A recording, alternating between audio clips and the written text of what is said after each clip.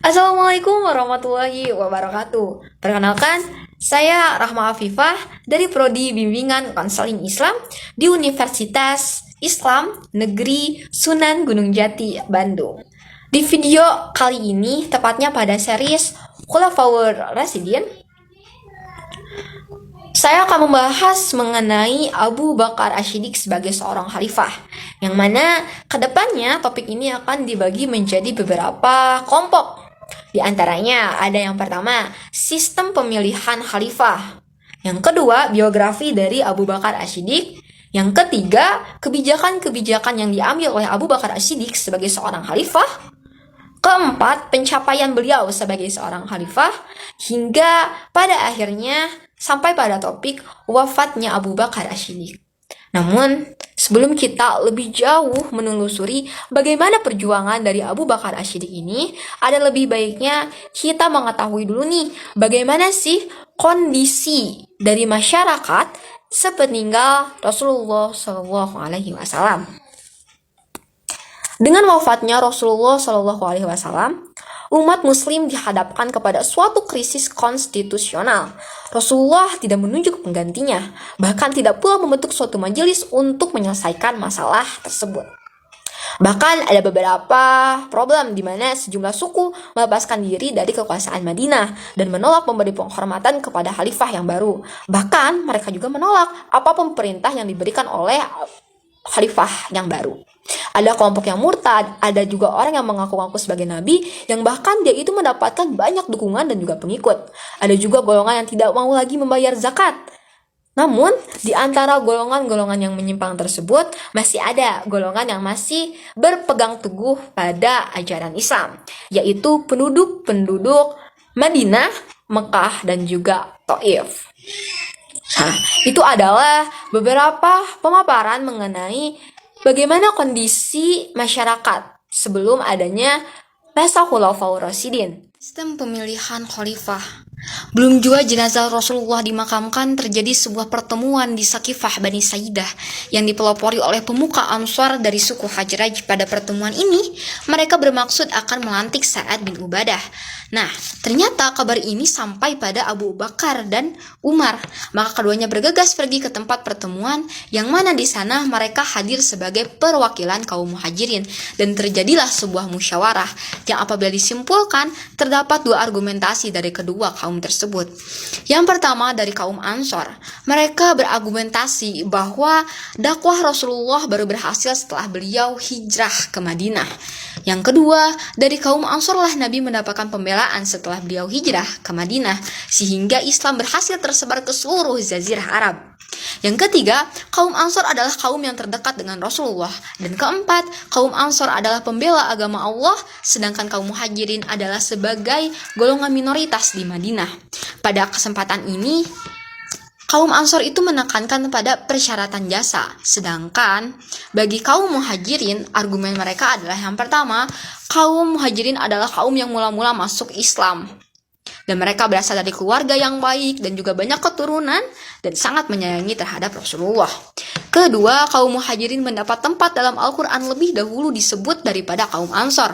Ketiga, kaum Muhajirin telah memperlihatkan kesabarannya dalam menghadapi segala penderitaan, sekalipun waktu itu mereka masih berjumlah sedikit. Keempat, kaum Ansar adalah saudara seagama dengan kaum Muhajirin.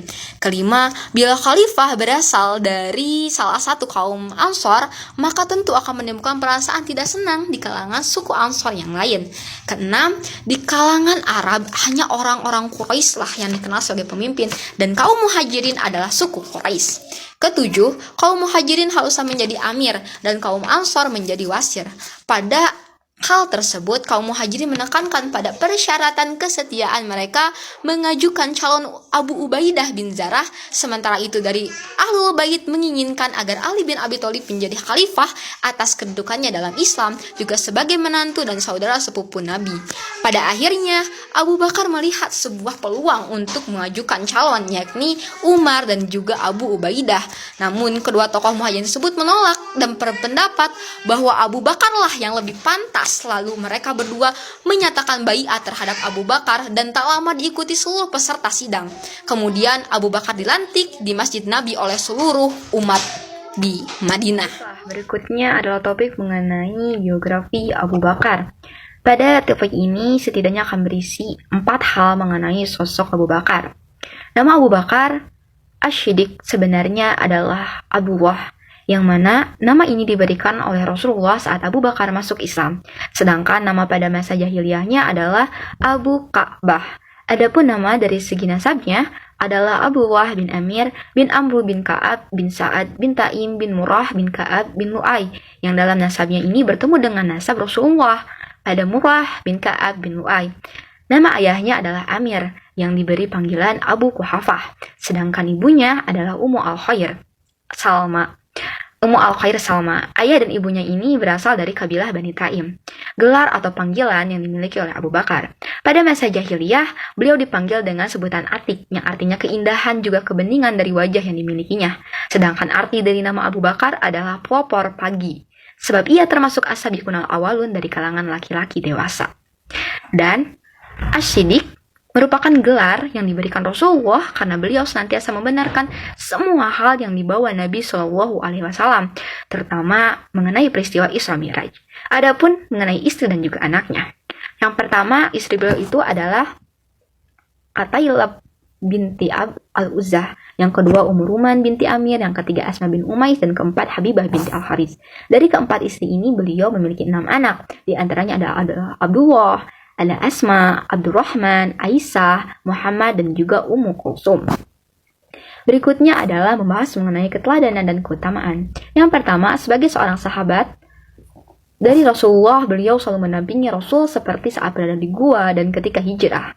Juga Abu Bakar merupakan sahabat yang paling dicintai, paling banyak ilmunya, dan juga paling utama. Yang kedua, kedudukannya di sisi Rasulullah begitu dekat, hingga dalam sebuah riwayat dijelaskan bahwa jika diperbolehkan Rasulullah ingin memilih Abu Bakar sebagai khalil. Yang ketiga, beliau memiliki iman atau keyakinan yang sangat kuat.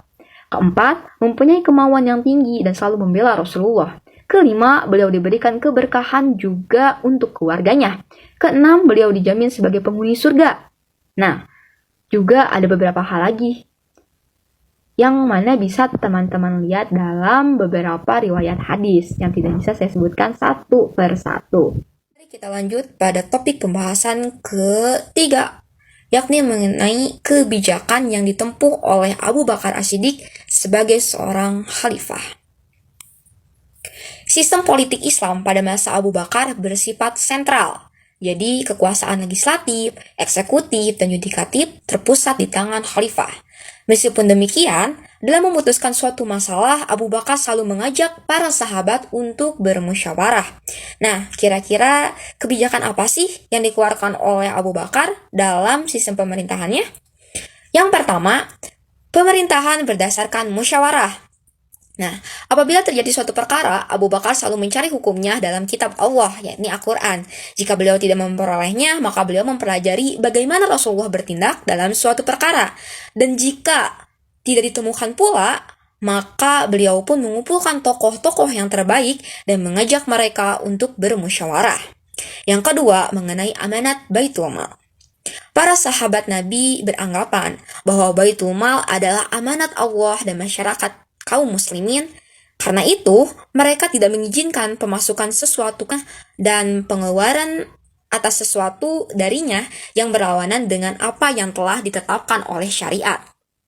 Yang ketiga adalah mengenai konsep pemerintahan.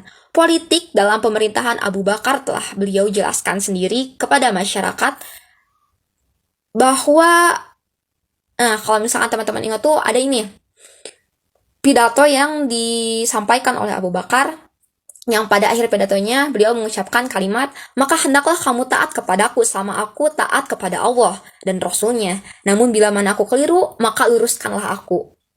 Seperti itu. Nah, yang keempat itu adalah kekuasaan undang-undang. Abu Bakar tidak pernah menempatkan diri beliau di atas undang-undang.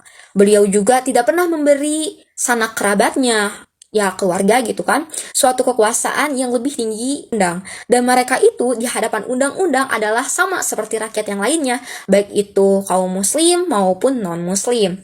Nah, seperti itu adalah kebijakan-kebijakan yang memang dikeluarkan oleh Abu Bakar dalam masa pemerintahannya. Nah, setelah ini kita akan membahas apa lagi ya? Hal keberhasilan. Keberhasilan yang dicapai pada masa Khalifah Abu Bakar selama memimpin pemerintahan Islam dapat dirinci menjadi kalimat sebagai berikut.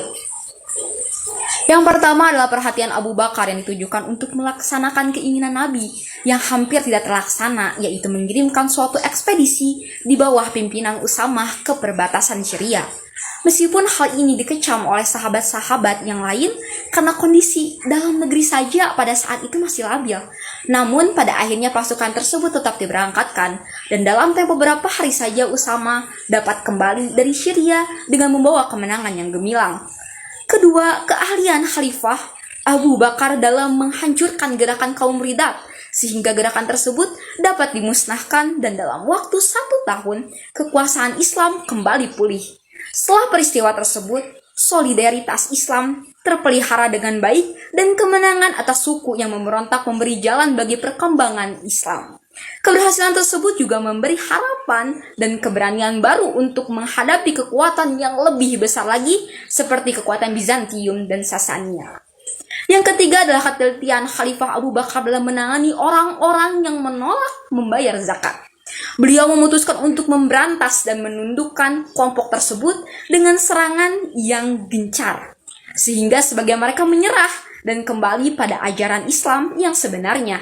Dengan demikian Islam dapat diselamatkan dan zakat mulai mengalir lagi, baik itu dari dalam maupun dari luar negeri.